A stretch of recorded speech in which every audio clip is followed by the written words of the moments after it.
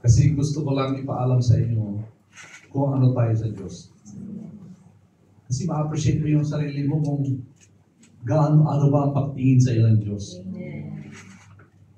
Sa karamihan pong relihiyon, ang tao, ang alam nila na tingin ng kanila sila sa Diyos, sila sambang Diyos sa kanila ay napakaliit. At the mercy doon sa Diyos na sila sa kanila. Pero praise God na hindi tayo tinatrato ng ganun. Although God is merciful because of our shortcomings, kasi nga nakasala na tayo, pero hindi yun actually umiira. Yung mercy, it comes in every way. Pero ang tingin ng Diyos, hindi po tayo ganun kaliit sa tingin ng mga tao na hindi na naniwala sa Diyos. Yung nasa mercy. Hindi, naglaan ng batas ng Diyos dahil sa kasalanan para malaman natin na nagkakasala tayo. Maging aware tayo, di ba? Pero, imagine ang Diyos mismo, ganun tayo kahalaga, na para mabawi tayo, ay pinuntahan tayo dito sa lupa. Naging tao rin siya. Para maintindihan natin ang pagmamahal. Para maintindihan natin ang kabutihan ng Diyos.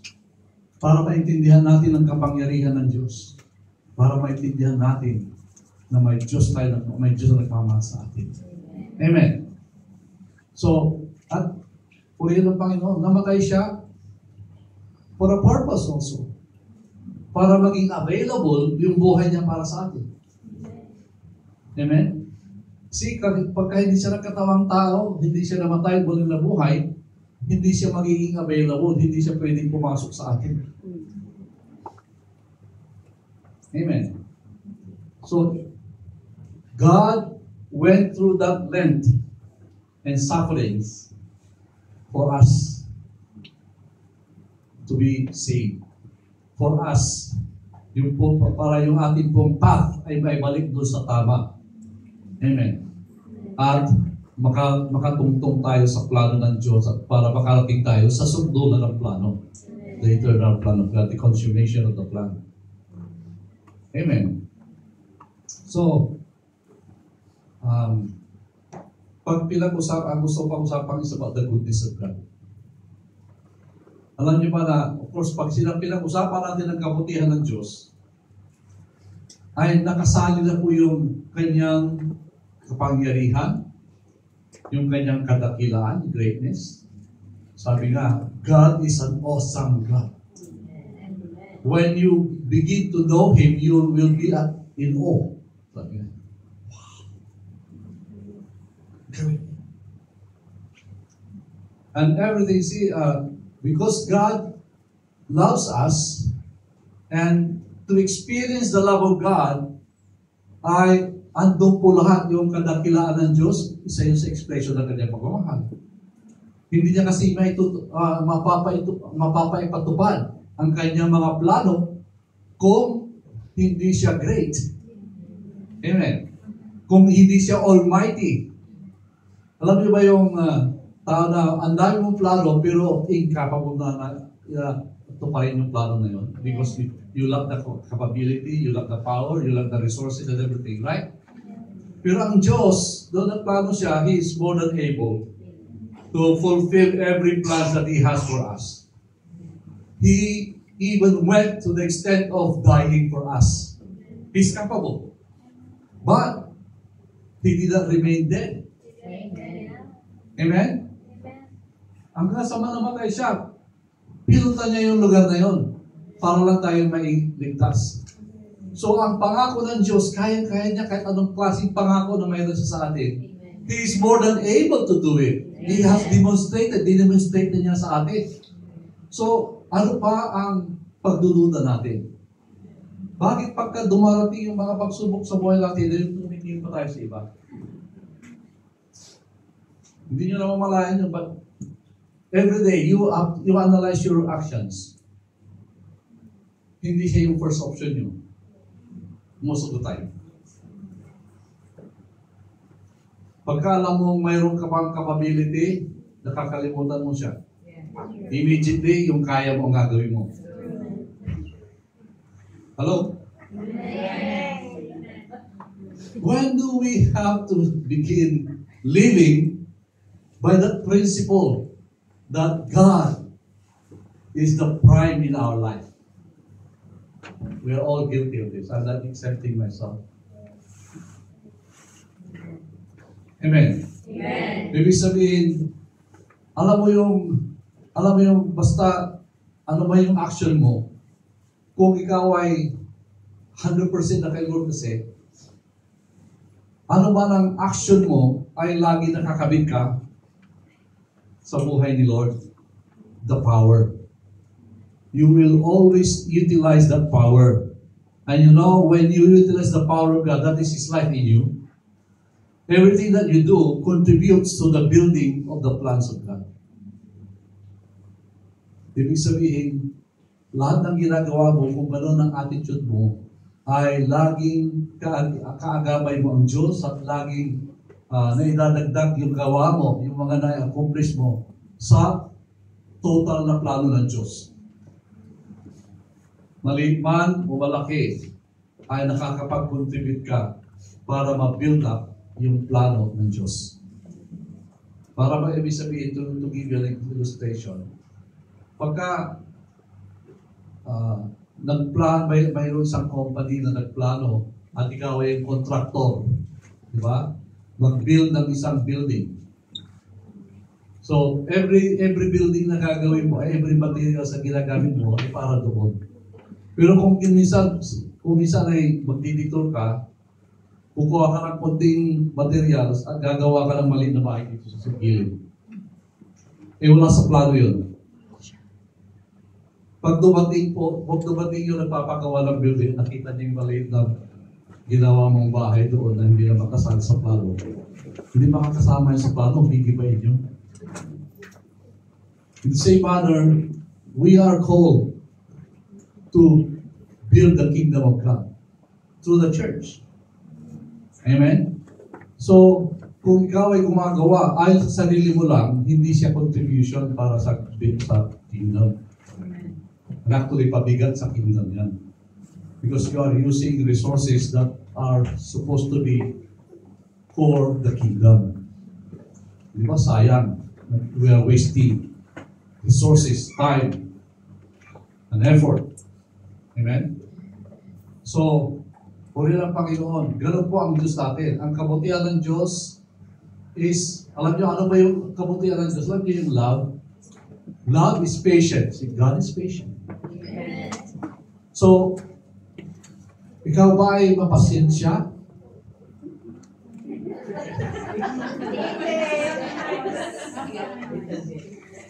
See, God is so patient. Alam niyo bakit? Ilang libong taon ang inantay niya para i-offer yung buhay niya. Imagine, nagkantay pa nga siya, naghirap siya nagkantay para lang i-offer yung buhay niya. Doon po niyo masusukat ang kanyang patience. Kung ikaw, aantay mo ilang taon para lang isang bagay na ibibigay mo lahat na wala namang para nakita na hindi na pinangangalagahan. That's how patient God is. Na kahit ginawa niya yung subdulan na wala pang pumapansin sa kanya, marami po.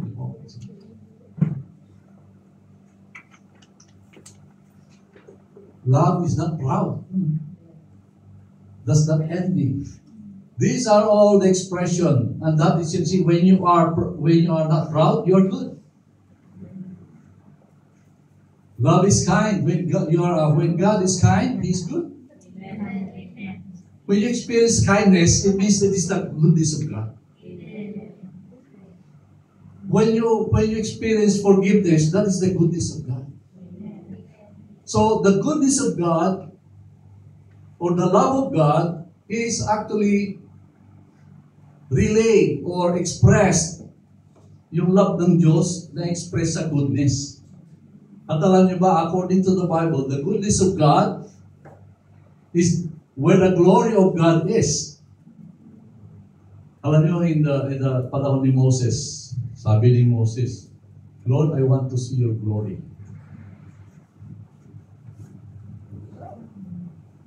So, nag-usap sila ni Lord. See, God will orchestrate events in your life so that at a certain point, you will be asking questions that God wants to let you know. Kasi hindi naman ibibigay ni Lord kung hindi mo tinatanong eh. Pero siya pa yung mag-orchestrate para lang para maitanong mo sa Kanya. Kasi may gusto siyang i-reveal sa'yo. Imagine. Kasi si Lord hindi lang basta nagbibigay na hindi mo alam. Kaya sabi ni Lord, di ba? Hindi mo dapat ibibigay ang mga pearls sa baboy. Kasi ang baboy hindi niya alam ang halaga ng pearl, tatapak-tapakan lang niya. Diba? That's what the Bible says. So, tayo, kung hindi tayo marunong mag-istima ng kabuti ng gawain ng kagustuhan ng Diyos, hindi niya ibibigay sa iyo na hindi mo nalalaman. But there are times that you need it, and you don't realize it, and still God gives it to you without you realizing it. Di ba? Marami pong mga pagkakataon sa buhay natin na natatamasa natin, magigising ka na lang. Di ko alam yun lang. Buti na lang, di ba? Sabi mo, yun ang kaputihan ng Diyos. Kahit hindi mo hiningi sa Kanya dahil kailangan mo, kaligtasan mo, pinagkaroon ng Panginoon sa iyo. Saka mo lang ma-realize, saka lang mo, salamat Lord. That's the glory of God. When you begin to see that and give thanks to Him, you turn to Him, Lord, thank you. Salamat kung wala akong, hindi mo pala ako nila doon, wala na ako. That's the glory of God. Yes, alam nyo, the revelation ni Paul, all this. These are the expression of the goodness of God. Because He loves us. Kasi minsan, kung paano man mararamdaman na ikaw ay mahal ng nanay mo, ng tatay mo, ng kapatid mo, especially ng kabiyak mo. Paano mo nalalaman na mahal ka? Kahit na araw-araw sabi ko, mahal kita. Pero hindi ka naman tinutulungan. Kahit na nahihirapan ka dyan, wala. Diba? Or, kahit wala ka nang kakainin, kumakain na lang siya mag-isa. Pero sabi niya, mahal kita. Yung ba expression ng love? No. So love is something that you can experience because that is what God is, or who God is.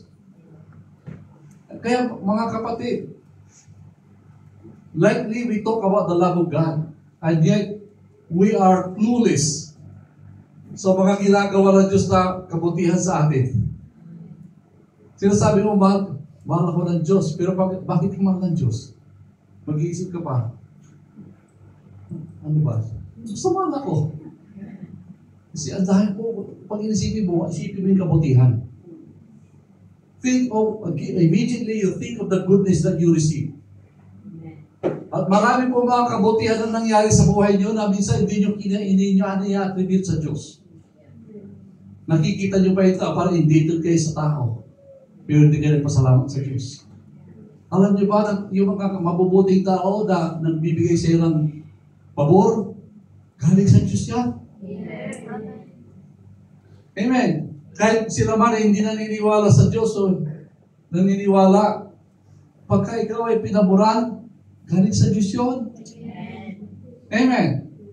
So, pero hindi natin na-realize. Ngayong bagong taon, tayo po yung magbagong buhay na. Huwag nyo lang isulat sa resolution. Gawin nyo na. Kasi yung resolution nyo, pag nilagay mo sa digdig na gano'n, nakalimutan mo na yun. Yan ang gawa ko noon. At pagdating ng bagong taon ulit, tinignan ko, halos wala naman akong nagawa doon sa nilista mo. Hello? Mga kapatid, seryoso pa yung pinag-uusapan natin? Hello? Are you with me? Amen. Hallelujah. Here's the passage where I said that Moses asked God.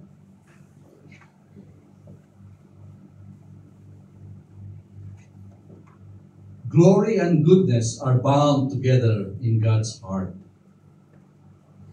It was the relationship between God and Moses that first gave us the revelation that glory and goodness were bound together in the heart of God. It is the center, at the center of the heart of God.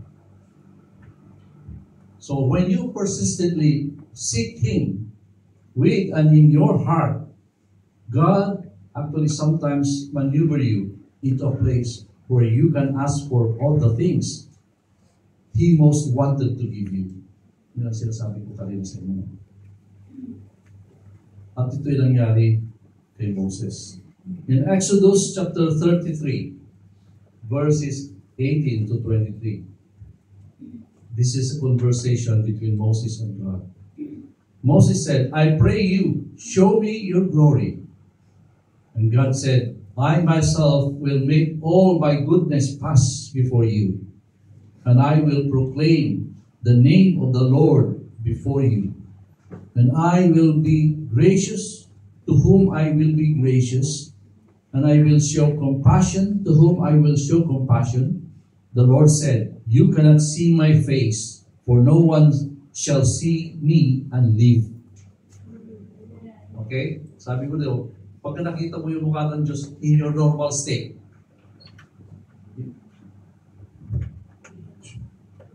matuturo ka parang sa grabe ng purity at power ng presence ng Diyos. Kung kaya alam niyo yung mga they are taken out or vision or whatever it is, hindi sila nakapunta yung presence mo. Amen? Because that's why when we meet Him in the air, that's the time when God will give us the glorified body.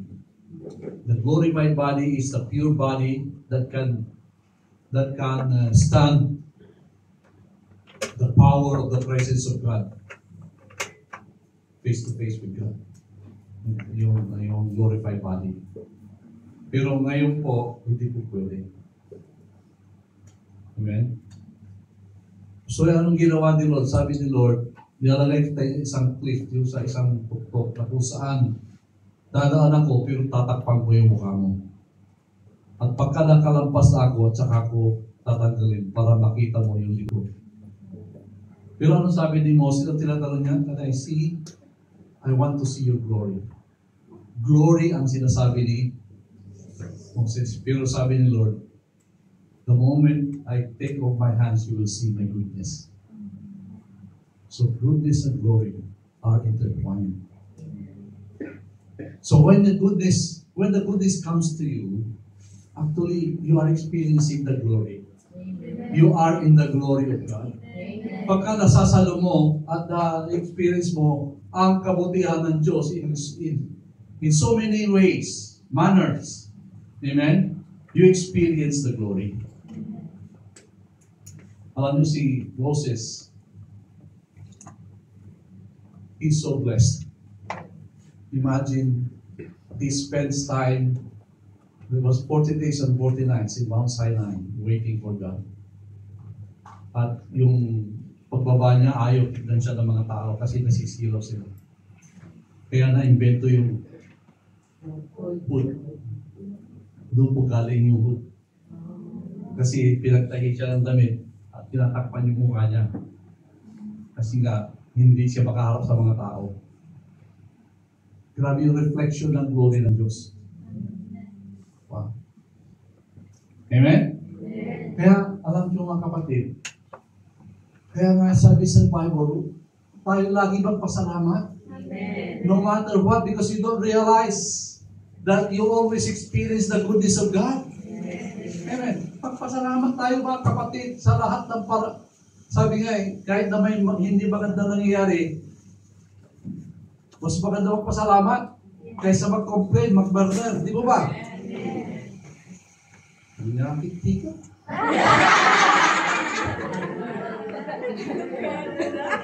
Agay lahat mo. Mga kapatid, kaya nga sabi ni Lord, you don't have to complain. Just give praise to God. Because you don't realize, alam nyo yung mga akala mo. Kaya ka dumaan dyan, bakit kaligtasan mo yan pala? You don't realize it. God knows everything. That's why, whatever happens, give thanks. Amen. Kasi siya na nakakalam. And when you give thanks, then God can still open your eyes and see the good things that is in store for you. So, akaram ko masalamat. Saka kaya, Lord, salamat talaga. Nasa gitna ka ng pagsubok, pero wow, iiyak ka sa kasiyahan.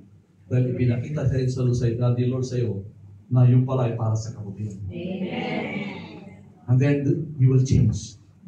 Mababago ang kaisipan mo. Kasi, alam niyo yung kabutihan ng Diyos, walang, pagka na-encounter mo yung kabutihan ng Diyos, sigurado yun, 100% mababago ka. Alam niyo yung mga hardened criminals na nag-wait sa execution, sa death row, sa tawag nila death row, sa mga prisons. Alam niyo yung sila, death ang kanilang sentence. At mayroon silang yung highly secured lugar na sila lang doon.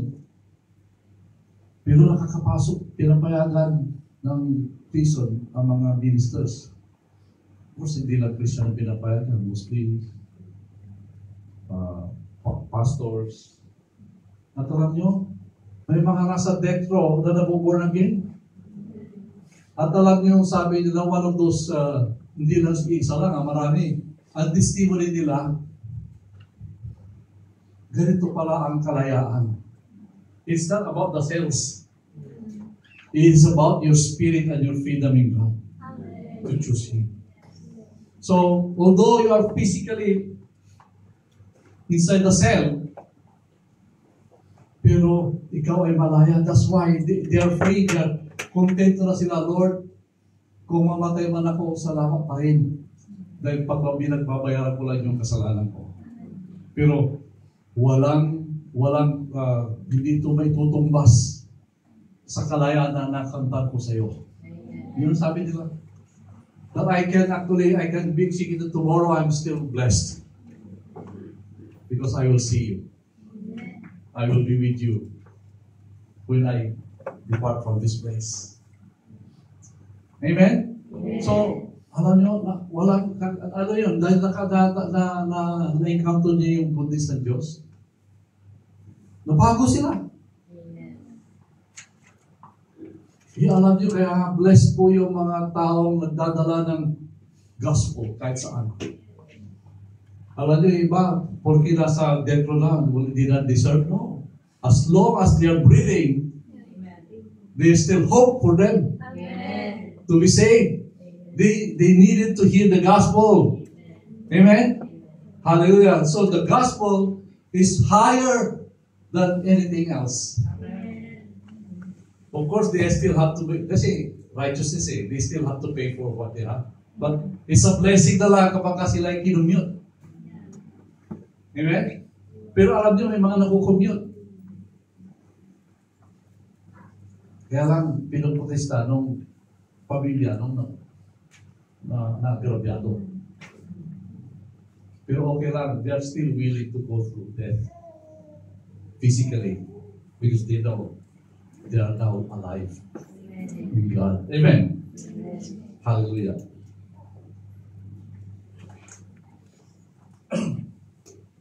So, we should want this phenomenon. Hindi na phenomenon. It should be a normal thing to a Christian. That we should experience this, the goodness of God every day in our lives. Amen. Hallelujah. God's passion for goodness is so strong, it changes those who come into contact with it. That's what I'm saying. David knew from his encounters with God that goodness was following him all the days of his life. And he wrote about it in Psalms 23. Amen? So, alam niyo, kinakanta natin dito, the goodness of God is running after us. Totoo po yun. You know why? Hindi naman running talaga eh. Because the earth is filled with the goodness of God. So kahit nasaan ka, nandun siya. You can always see when you needed it the most, then doon mo lang na-realize na you encountered the goodness of God. Minsan yung mga maliliit na bagay, hindi natin na-realize. Kala mo, hindi natin nangyari lang yun. Pero alam nyo, kapag ka ikaw ay natuto lang magpasalamat lagi, kahit anumang dinadaanan mo, then yung mga little things, mga trivial things na pinag-consider natin, ay mag-i-emerge yan, lalabas yan, magiging sensitibo ka sa kabutihan ng Diyos. Amen? Alam nyo, kaya lagi natin tinuturo pero ginagawa ba natin? Kaya hindi ako nagsasawa na i-release lagi. Amen? Gusto ko mapuno kayo noon ng kabutihan ng Diyos, yung kaalaman natin. At hindi lang kaalaman. Alam niyo ba na ang kaalaman, kapag ka napalakip ito sa experiensya, karanasan, it becomes life to you. Amen. Yung nalaman mong katotohanan, tapos idadaan ka ni Lord sa experience concerning the truth na nalaman mo. It becomes reality sa'yo. At hindi na maalis sa'yo. It becomes part of you. It becomes part of your life. At kung ikaw ay lalakad sa mundong ito, lumalakad ka, hindi mo namamalayan yung naging buhay na yun sa'yo dahil naranasan mo yung katotohanan sa salita ng Diyos ay naging bahagi na ng buhay mo. You don't realize it. You exude it. Nagre-react ka, kasama na yung lagi. Amen. Halimbawa, natutunan natin dito na ang isang Kristiyano ay marunong magpatawad. Di ba? That's the truth. The Bible teaches us. Pero marami pa rin sa atin, hindi pa talaga buhay sa atin. Na pagka may na-offend tayo, naglilingger pa yun. Pero alam mo yung katotohanan, kaya pinapatawad ko na. Pero after few days, nakita mo, biinudugo naman. Hindi ko pala nakapatawad. Diba? Ang pagka-actually, pagka na-divine sa'yo, mangunipid siya. Diba? Realidad po yun. Pero kailangan talaga maging sa'yo. Alam niyo, pagka mag-isayo na, natural reaction mo na yun. Na ano man, ibig sabihin, hindi pa humihingi ng tawad, tinatawad na sa puso niya.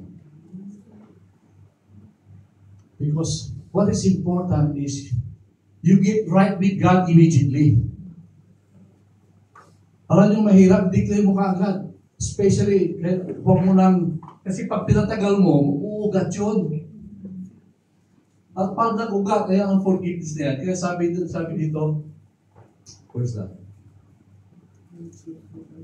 Does not keep records of wrong. Hindi ka nagre-record ng wrong.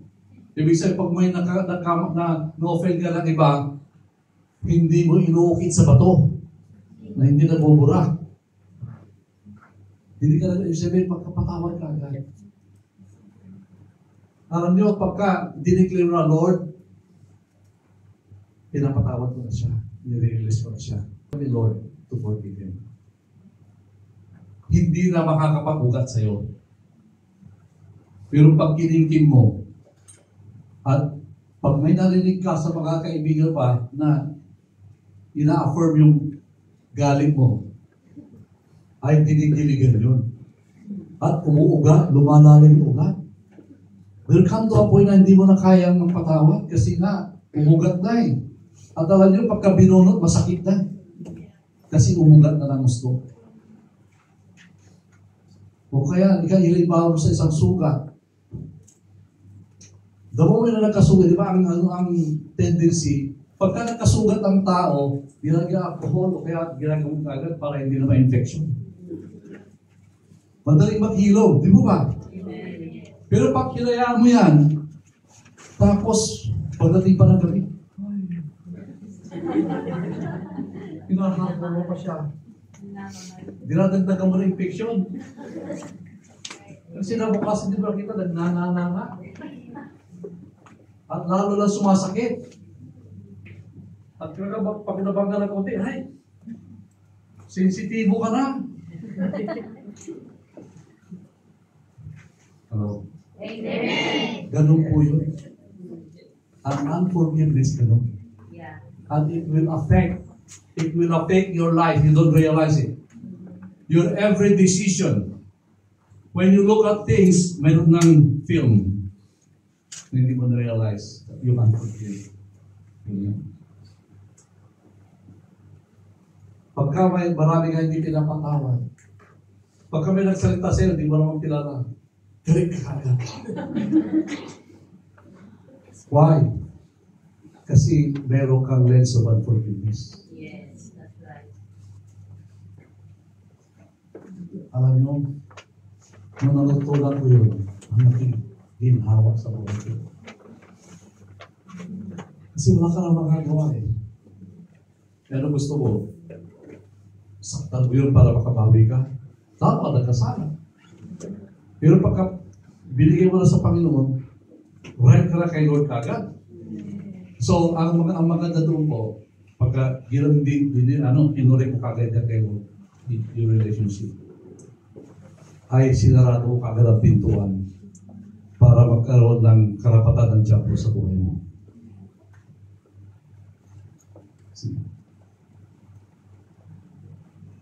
That is the goodness of God. Forgiving is the love of God. Amen. Expressed. We talk about the love of God, but we don't know how it's expressed. That's why we can't express it. So, mga kapatid, ang pagmamahal ng Diyos ay nasa iyo. Kasi si Kristo ay nasa iyo. Amen. So, kaya mo nang ihayag. Yung kaisipan mo lang na luma, kailangan mo baguhin. Kaya sabi ka, kaya nga, yung lumang kaisipan, ang hirap eh. Patawarin, grabe, alam mo ba kung anong ginawa sa akin yan? Alam mo ba kung anong pinagkakalat yan? Alam mo ba kung paano kung niyurakan yan? Nakatayan nakita yung point. Yes, you have all the right. But, forgiving is not about your right. It's about obedience to the God who has forgiven you. Amen. If you love God, that is how you react. Because that is the teachings of God, Jesus Christ Himself. Imagine yung the woman caught in adultery. Di ba? Ang law ni Moses, the law that was given to Moses is just the reality. Pagka nakita ka, akto, adultery, stoned to death. But in the face of Jesus, He did not do it. Sabi niya, okay, kung sino man sa inyo ang walang kasalanan, siya yung unang babato.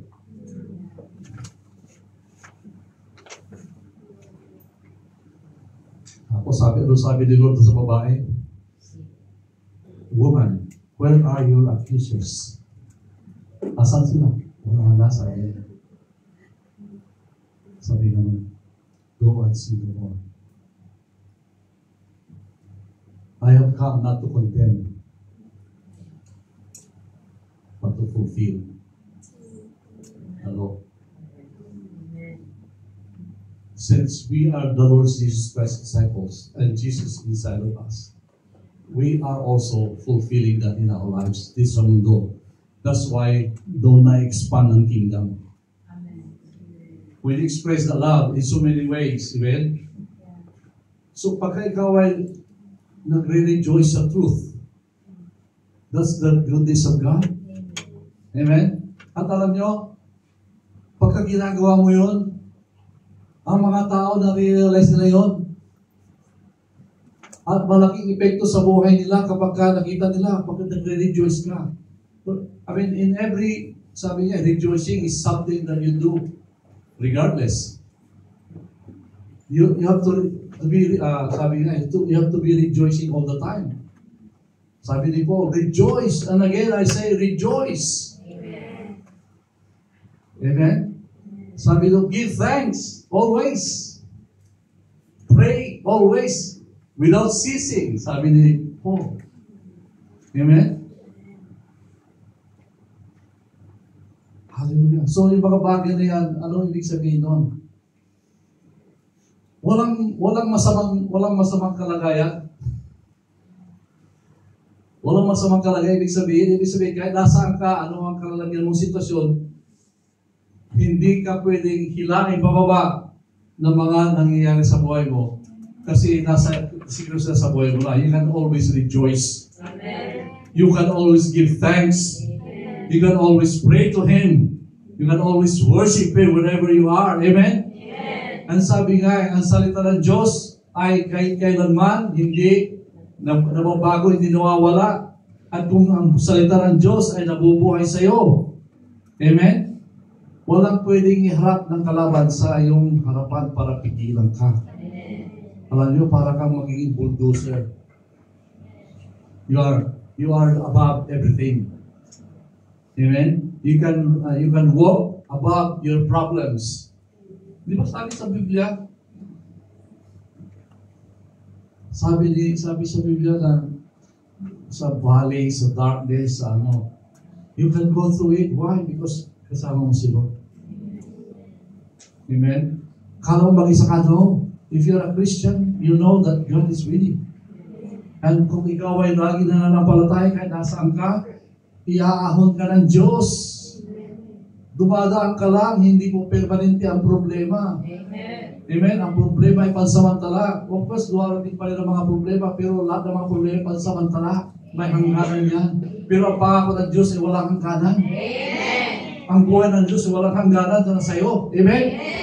Mga kapatid, kailan pa? Kailan pa natin gagawin yun sa buhay natin? Amen. Kailan pa? Ito pong bilang natin ngayon, kung gano'n ang buhay natin,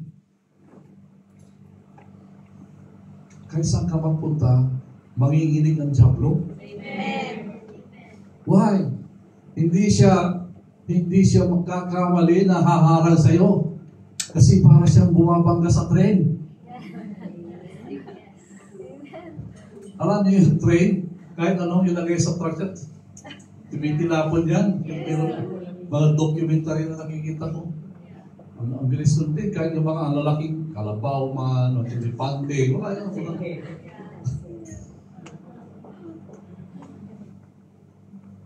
So mga kapatid, victorious yung buhay natin. Amen.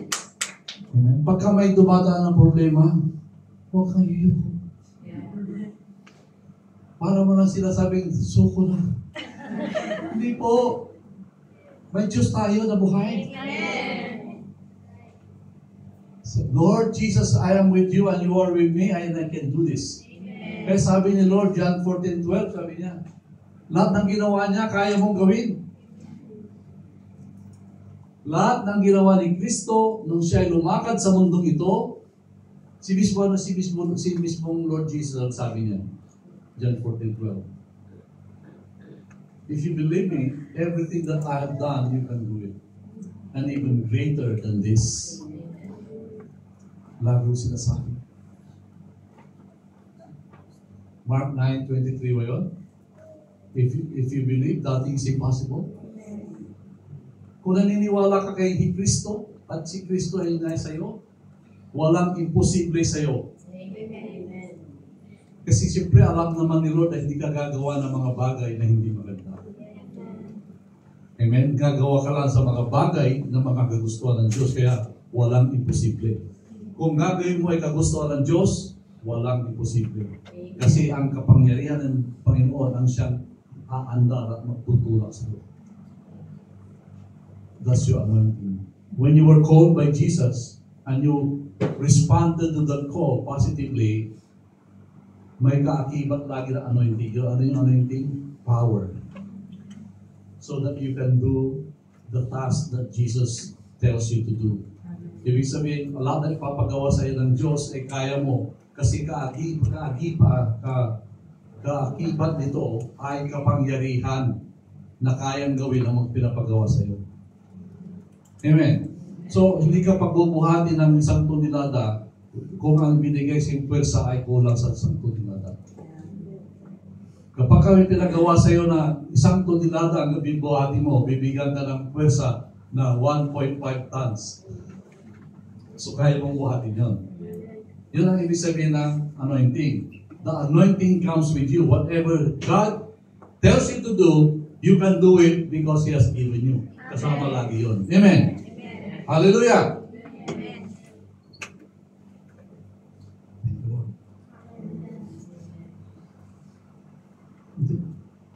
Hindi pa ako nakakaisang page.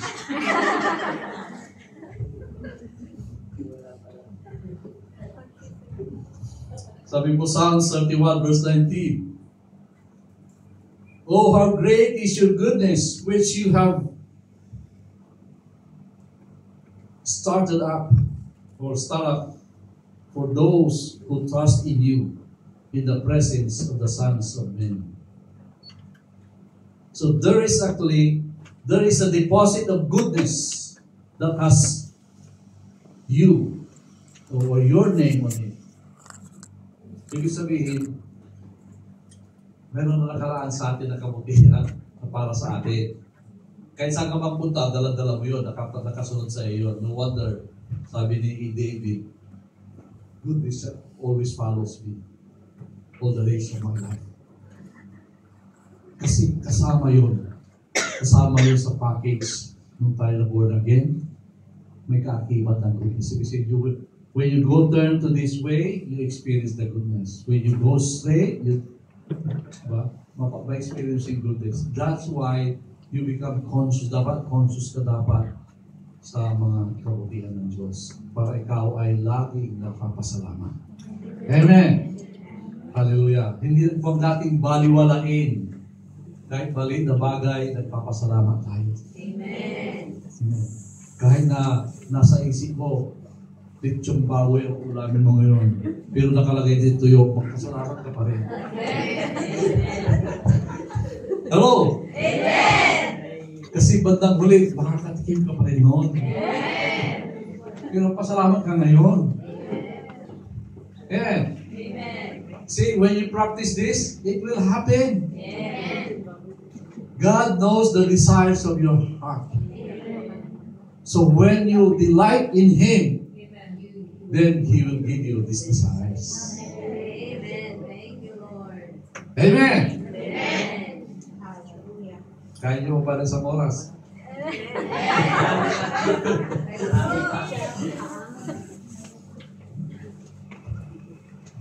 Hallelujah.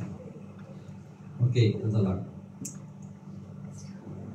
Goodness is the true hallmark of every disciple. So, ibig sabihin, pag lang tayo nag-aaral ng goodness, dapat ang ating buhay ay source ng goodness din.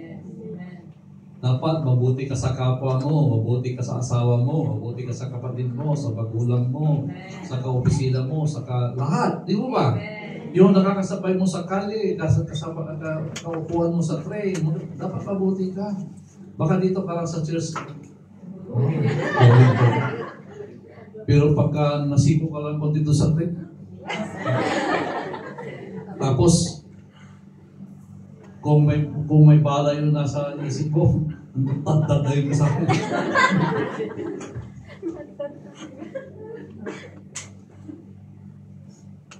So, dapat nag-iba din sa atin ang goodness because that is the true hallmark of every disciple. So, God wants you to live in such incomparable goodness. It changes everyone that you come into contact with. So, sa pamamagitan mo, maraming mababagong tao dahil sa kabutihan ng Diyos sa pamamagitan mo. Amen? Goodness creates a radiance of Christ that affects people. And that is the true form of goodness. So, of course, kung nakatira si Lord sa iyo, namumuhay si Lord sa iyo, dapat ang umaapaw sa iyo, ang naihahayag sa kilos mo, sa salita mo, sa isip mo, ay kabutihan. Di ba pati sa tingin, ang iba may tingin na mabuti at may tingin na hindi mabuti. Di ba? Hindi ko umimik na, di ba? Pero pagka nakarinig ka ng salita, di mo gusto.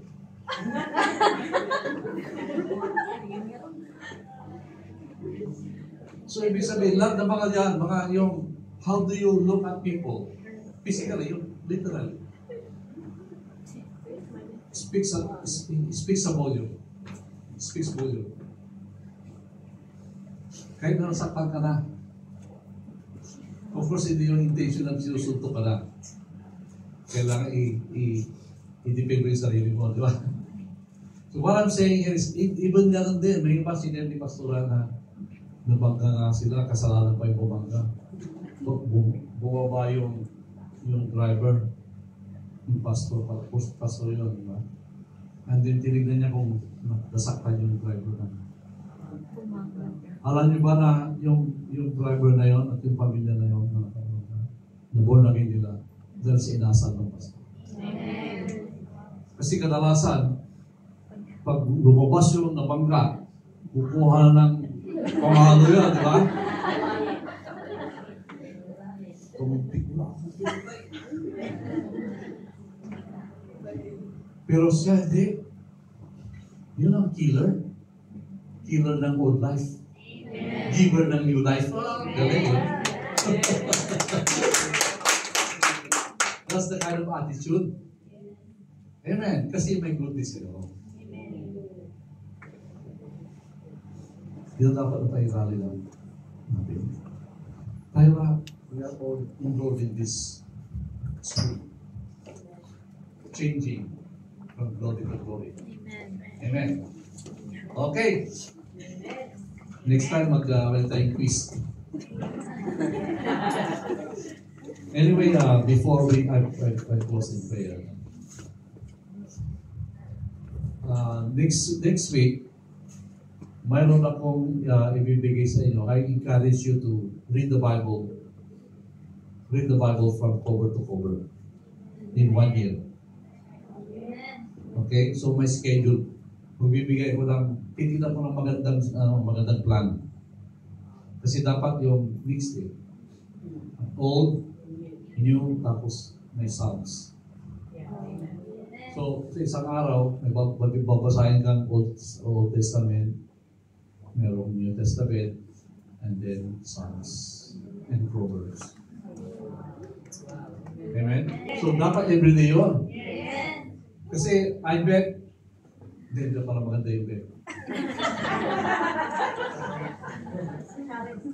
Alam ko na, marami sa inyo hindi pa nababasa yung buong Biblia.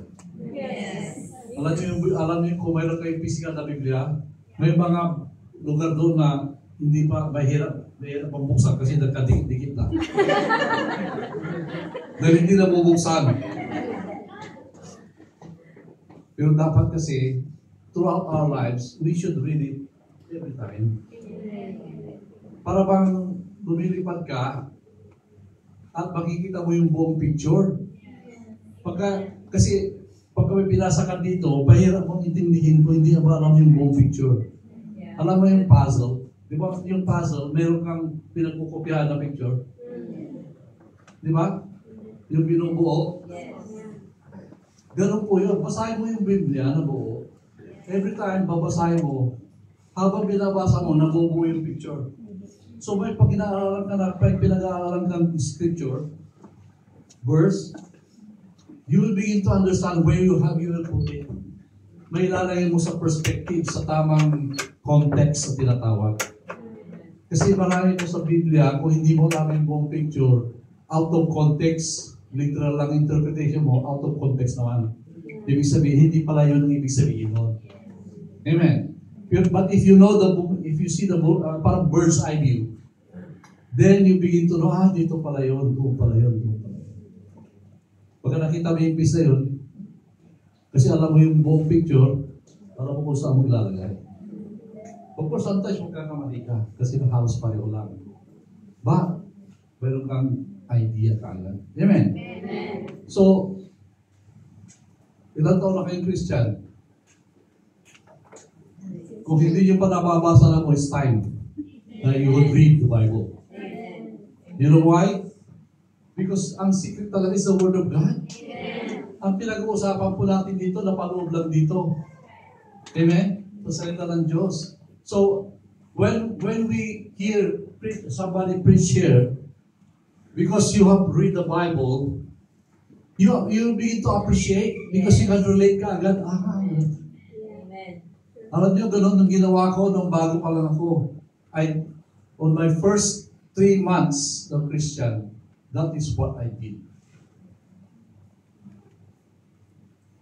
Sayang, hindi ko nagpagpatuloy. Siguro, I've read the Bible 4 times lang in my life, in my Christian life. Pero kaya ayaw, sabi ko, nag-umpisa ulit ako ngayon. Mas maganda kung natapos ko lang po, bilis na naman yun. But, ako, kung yung mga mag-umpisa pa lang, gawin natin. Will you? Amen. You have to spend time eh. Amen. Para bang puhunan yan. Amen. Para sa buhay natin sa spiritual. Hindi mo ba? Amen. Okay? Amen. So I will suggest, siguro magkakaroon ng mga 2 or 3 options, but let's see. Amen. Kailangan kung tignan nyo yung mga pag-usapan namin ni Pastora yung plans. But anyway, I encourage you. Amen. Amen? Para susunod, yung iba naman mamamangha sa iyo, dahil mo alam. Pero hindi na po natin ito pinapasikat. Yes. Sila lang namamangha, pero tayo nagpapasalamat tayo sa Diyos. Amen. Amen. Let's pray. Thank you, Lord. Father, we're so thankful once again na napakabuti mo sa amin. Salamat sa iyo. At sa iyong kabutihan na lagi po naming kaagapay. Na lagi po maraming dinadatnan. Na lagi po naming kasama kahit saan kami maparoon. At salamat din, Panginoon, sa mga tao, mga bagay na ginagamit po ninyo sa mga anghel na inyong tinatalaga upang tunay nga na maranasan namin ang kabutihan mo. Salamat, Lord, sa mga kapatiran na Lord, even intentionally or unintentionally na ginamit po ninyo para mapabuti ang buhay namin.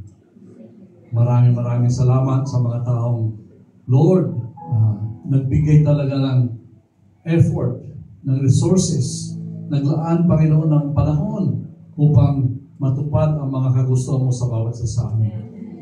Lord, thank you, Father God, for everything that you have done in our lives. At sa nakarang taon, Panginoon, nagpapasalamat po kami na tunay nga when we look back, ang dami mong ginawa sa amin na hindi po namin na-realize na ikaw ang gumawa. Pero ngayon, Lord, nagpapasalamat kami, Panginoon. We just give you thanks for everything, Lord. We are so grateful on everything, Lord. Hallelujah! Thank you, Jesus! Hallelujah! And this new year, Panginoon, dalangin ko na lalo pa kami patnubayan, Panginoon. Lalo gusto po namin na ikaw ay lalong makilala namin at mapasa amin ng lahat ng mga pangako mo.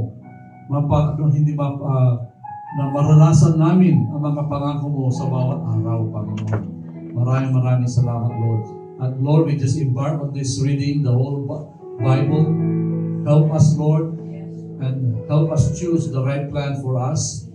At hayaan mo, Panginoon, na Lord, magamit mo ito sa aming buhay para sa ganoon ang iyong iglesia, ang iyong kakaharian sa mundong ito ay lalo pa umusad at umusbong pa, Panginoon, at lumago pa ng lalo, Panginoon, sa mundong ito, Panginoon. Maraming salamat, Panginoon. At Lord, firstly, Lord, hayaan mo na iyong kaharian ay masakop ang buong pagkatao namin. In the name of Jesus. Amen.